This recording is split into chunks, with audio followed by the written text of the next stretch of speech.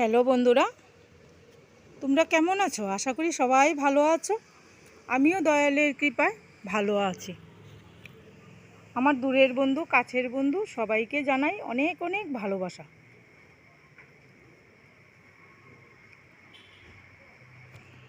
ছোটোদেরকে ভালোবাসা, বড়োদেরকে প্রণাম জানিয়ে ভিডিও শুরু করছি। আমি পারমিতা রায়। বন্ধুরা, আজকে আমি সবজি বা কোনো তরকারি রেসিপি নিয়ে আসিনি। আজকে আমি হেলথ রিলেটেড একটা রেসিপি নিয়ে এসেছি। আয়রন, প্রোটিন, ভিটামিন, বায়োটিন সব যুক্ত একটা রেসিপি। এই সিজনে সবার খুব চুল পড়ে। এই রেসিপিটা প্রত্যেকদিন একটা করে খেলে আর চুল পড়া বন্ধ হয়ে যাবে। স্বাস্থ্যের জন্য খুব উপকারী। দেখো তোমরা আমি কিভাবে তৈরি করি। তার জন্য লাগবে চারমগজ, চীনাবাদাম, আমন্ড বাদাম, কাজু, সাদা তিল,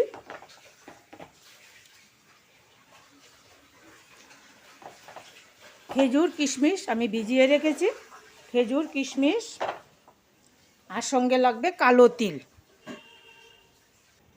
কালো তিল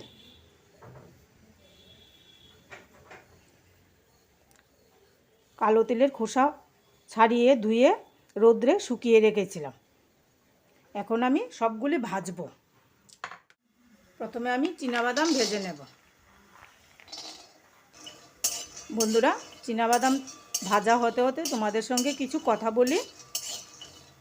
তোমরা কেউ রাগ করো না।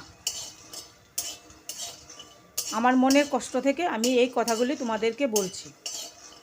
যারা ডেলি ব্লগ ভিডিও করে তারা কিন্তু প্রত্যেক দিন ভিডিও দেয়।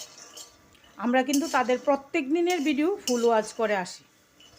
আরেকটা কথা, প্রত্যেক দিন সবার চ্যানেলে যেতে পারি না, কারণ প্রত্যেক দিন সবার চ্যানেলে যাওয়া সম্ভব না। সংসারের কাজকর্ম আছে, সবার সংসারেই কিছু সুবিধা অসুবিধা আছে, সব কিছু মেনটেন করে ভিডিও করতে হয়। আমরা প্রত্যেক দিন যারা ব্লগ ভিডিও করে তাদের ভিডিও দেখি এবং ফুল ওয়াচ করি।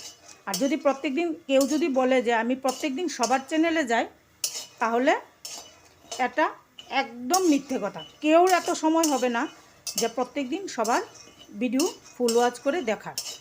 যতটুকু ফুল ওয়াচ করে দেখতে পারি ততটুকু সবার ভিডিও দেখি।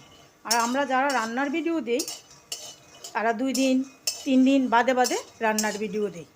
এও রান্নার ভিডিও কিন্তু খুব বেশি হলে 7 থেকে 8 মিনিট হয়।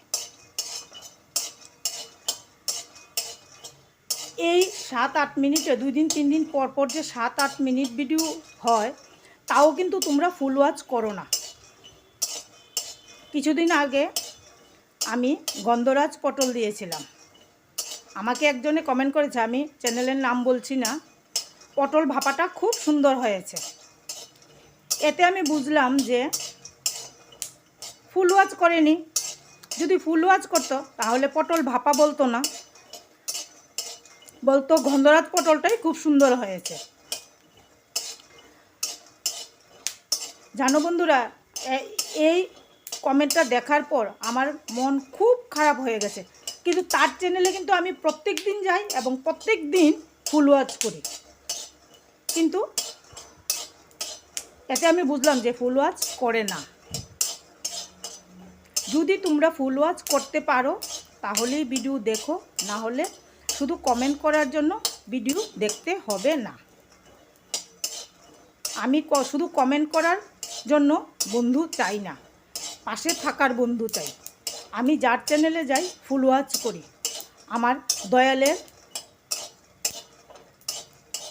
কথা মনে রেখে আমি ফুল ওয়াচ করি, কারণ আমি দয়ালকে খুব ভালোবাসি এবং খুব বিশ্বাস করি। আমি ডো মেরে চলে আসলাম, ফুল ওয়াচ করলাম না, এই নেচার বা এই মনোবৃত্তি আমার নেই।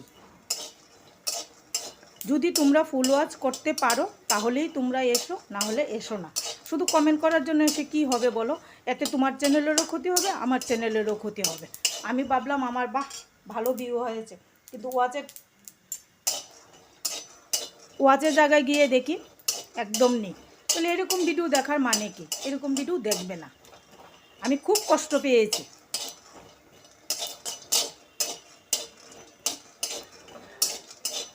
দেখো বন্ধুরা, তোমাদের সঙ্গে কথা বলতে বলতে আমার বাদাম ভাজা হয়ে গেছে। বাদাম ঠান্ডা হলে খোসাগুলি ছাড়িয়ে নেব, দিয়ে আমন্ড ভাজবো।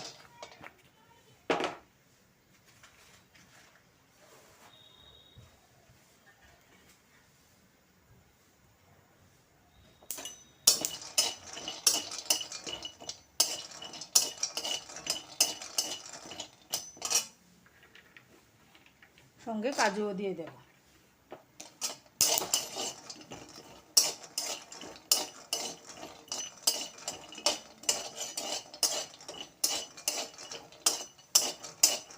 হালকাভাবে ভেজে নিলেই হবে, যাতে গ্রাইন্ডারে গুঁড়ো হয়ে যায়।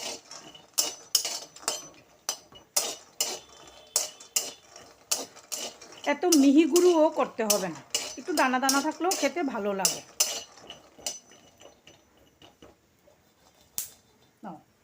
আমন্ড আর কাজু ভাজা হয়ে গেছে, এখন চারমগজ ভেজে নেব।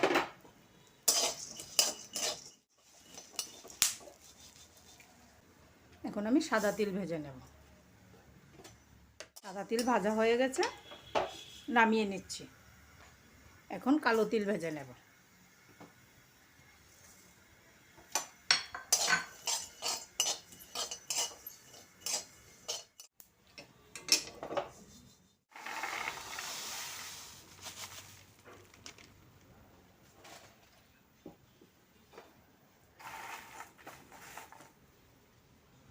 সব কিছু একসঙ্গে ঠান্ডা করে নেব।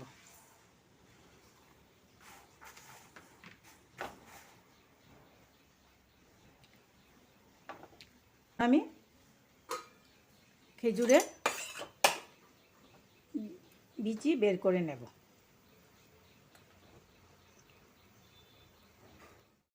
চীনাবাদামের খোসা ছাড়িয়ে নিয়ে এলাম।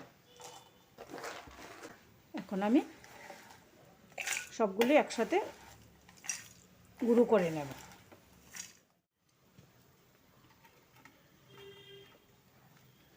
দেখো বন্ধুরা, কি সুন্দর পাউডার হয়ে গেছে।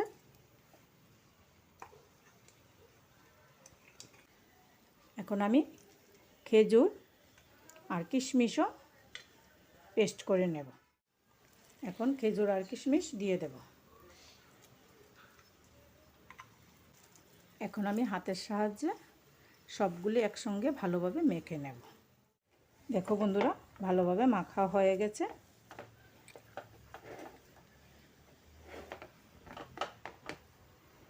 এখন আমি